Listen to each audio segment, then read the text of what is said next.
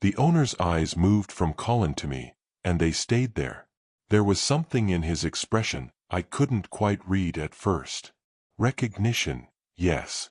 But also something else. Something like regret. Like he'd been waiting for this moment and wasn't sure if he wanted it to happen. "My name's Richard," he said, extending his hand. His handshake was firm, but his eyes were gentle. "I've been wanting to meet you for a while now. Under different circumstances, though." Colin was frozen. He wasn't looking at Richard anymore. He was looking at me, trying to understand what was happening, trying to piece together how this was possible. "Richard and I go way back," I said, not taking my eyes off Colin. "He used to bring his cars to my garage. Before I retired. Best mechanic I've ever known," Richard said, and he meant it. "When he sold me that property, when he agreed to let me use it as collateral for this expansion, I told him I'd make sure he was protected. I told him I'd make sure his name stayed in the legal documents. Silent partner. Just in case." Colin's face was turning different colors. Red, then pale, then red again.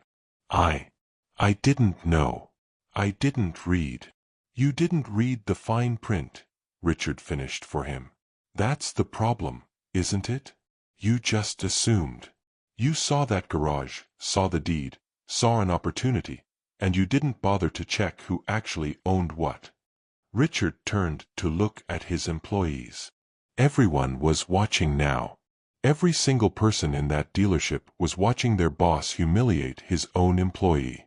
"Everyone here needs to understand something," Richard said, his voice loud and clear.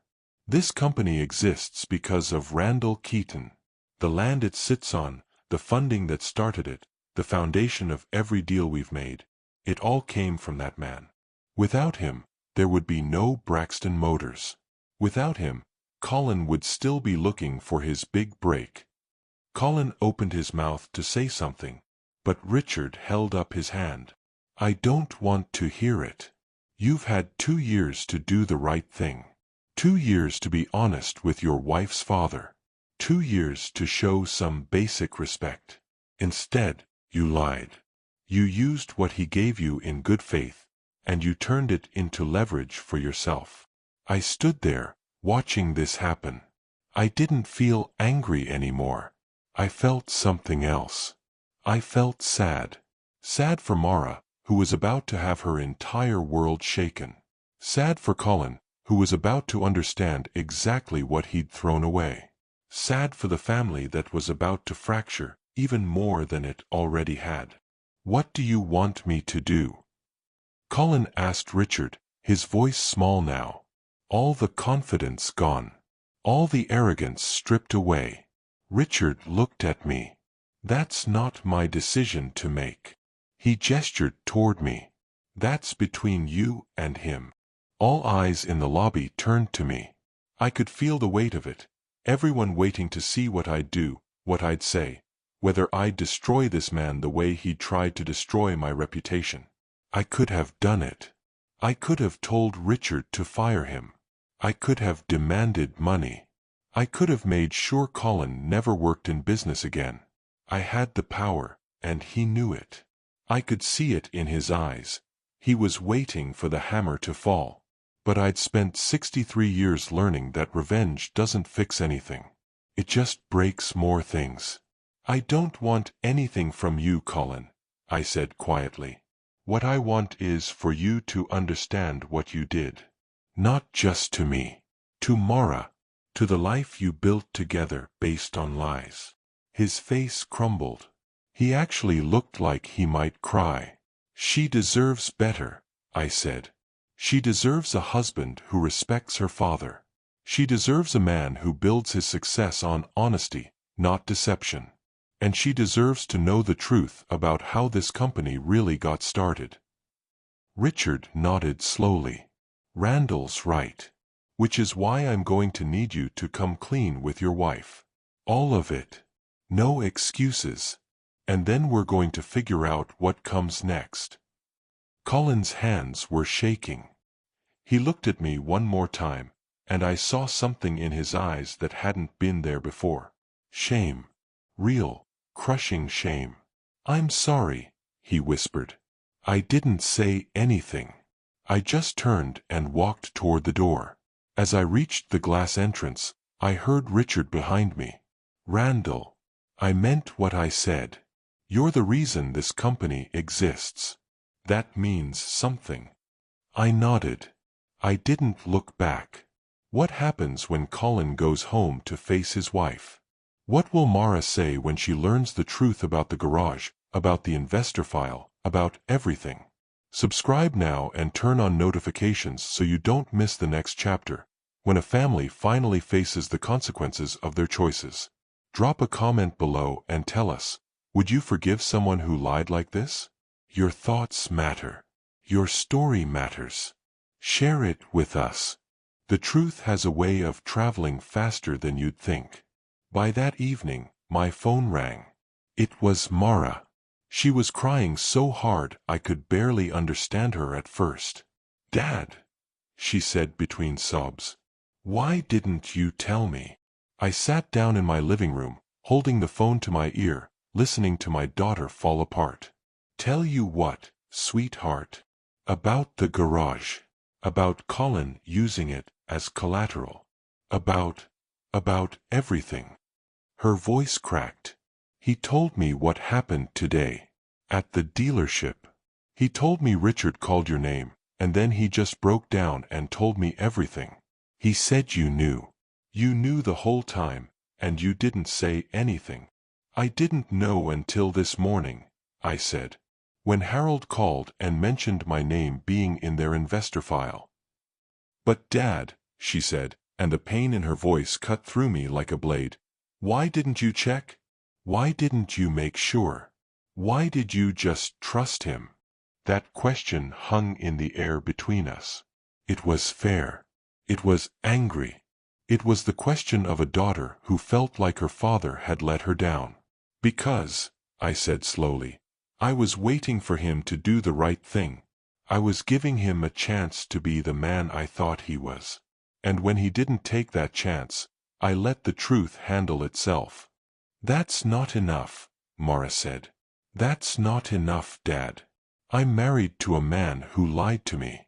I'm married to a man who used my father's kindness as a tool for his own success. And you've known this whole time, and you just, what? Waited.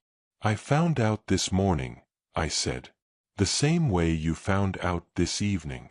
She was quiet for a long moment. I could hear her breathing, could hear her trying to pull herself together. "I'm sorry," she said finally. "I'm sorry for being angry with you. I know this isn't your fault. I feel so stupid. How could I not see this? How could I be married to someone and not know him at all?" "Because people show you who they want you to see," I said.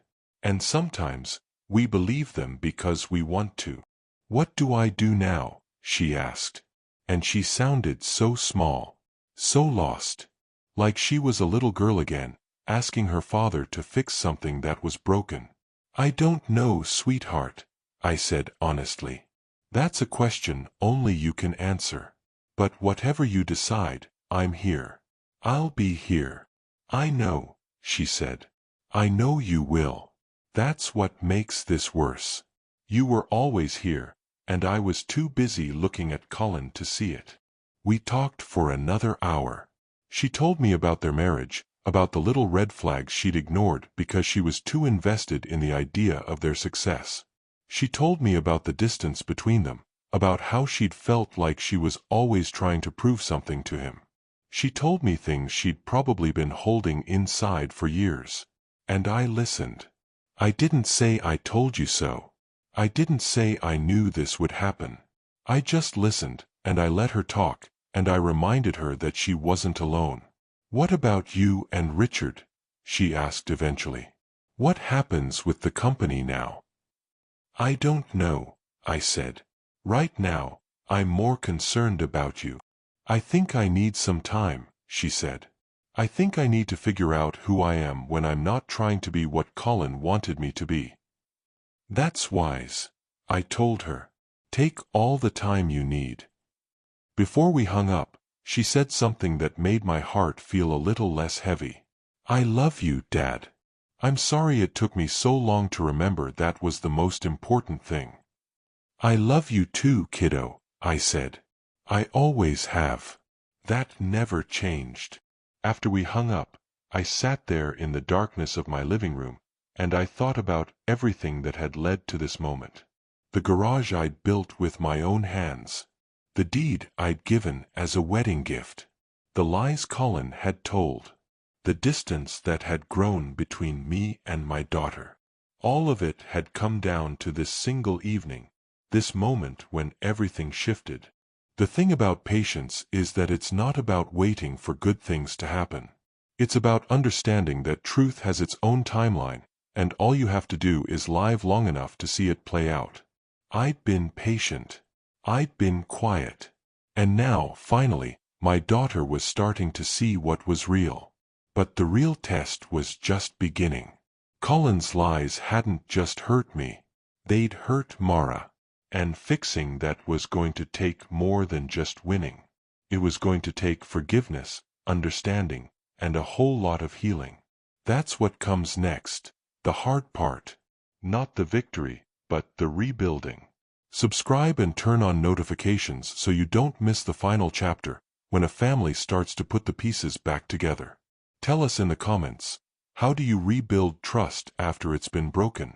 Share your wisdom. Share your pain. Your story could change someone's life. A week passed. Then 2.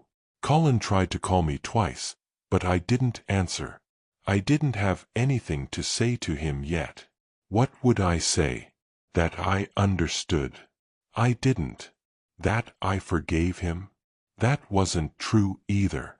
Forgiveness would come later, if it came at all. But right now, there was just the weight of what had happened. Mara moved out of their house and stayed with a friend.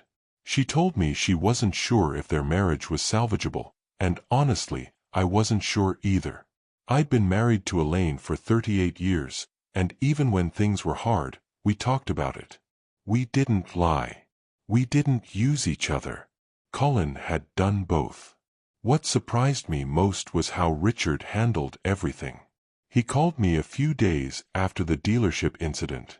I wanted you to know, he said, that I've been thinking about what comes next. Your name's going to be recognized publicly now. People are going to know you're the foundation of this company. I think you deserve to have more than just a silent partnership. I wasn't sure what he meant. What are you asking, Richard? I'm asking if you'd be interested in being an official advisor to the company. It wouldn't be full-time. It wouldn't be stressful. But it would be official. Your name, your expertise, and compensation that reflects what you've actually contributed. I didn't answer right away. I thought about my garage, about all those years of working with my hands, of building something real. I thought about how it all felt like it was behind me now. Let me think about it, I told him. But the truth was, I already knew what I wanted. I wanted my daughter back. I wanted to rebuild what Colin's lies had broken. Everything else was just noise. Mara and I started having coffee together once a week. Just coffee, just talking. We'd sit at this little cafe near her work, and she'd tell me about her day, and I'd listen the way I should have been listening all along. We talked about Elaine. We talked about what happened when you trust the wrong person. We talked about what it meant to build a life based on something real. One afternoon, she told me something that changed everything. I signed the divorce papers, she said. Colin and I are officially done. I reached across the table and took her hand. How are you feeling? Sad, she said. Angry, but also lighter. Like I've been carrying something heavy for so long that I forgot what it felt like to put it down. That makes sense, I said. I've also been thinking a lot about what you said, she continued. About respect, about honesty, about building something real. And I realized I haven't been living that way. I was so focused on impressing people, on impressing Colin, on impressing the world, that I forgot about actually building something that mattered. It's never too late, I told her. I know, she said. She squeezed my hand. And I think part of that is spending time with you. I think part of that is remembering where I came from. You built something real, Dad. You built a garage with your own hands. You built a reputation. You built a life based on honesty and hard work. And I spent all those years thinking that was old-fashioned. I spent all those years thinking I'd moved past it. You haven't moved past it, I said. You've just been distracted. There's a difference. I don't want to be distracted anymore, Mara said. I want to build something real too. Maybe not a garage. Maybe something different. But something that matters. I smiled. For the first time in years, I felt like I had my daughter back. As for Colin, Richard told me that he'd decided to step down as manager of the dealership. He'd signed an agreement that acknowledged where the company actually came from. And as far as I knew, he'd moved to another state to start over somewhere else. I didn't have any anger left for him. He'd made his choices. Now he had to live with them. But before he left, Mara told me he'd written me a letter. She brought it to coffee one morning and handed it to me without saying anything. I read it later, alone in my house. It was short. In it, he apologized for what he'd done. He said he knew nothing he could say would make it right. He said he'd been ashamed of where he came from, ashamed of not having what Mara had, ashamed of being ordinary. So he'd lied. He'd used what I'd given him. He'd built himself up by tearing down others. And it had cost him everything. I didn't write back. But I kept the letter.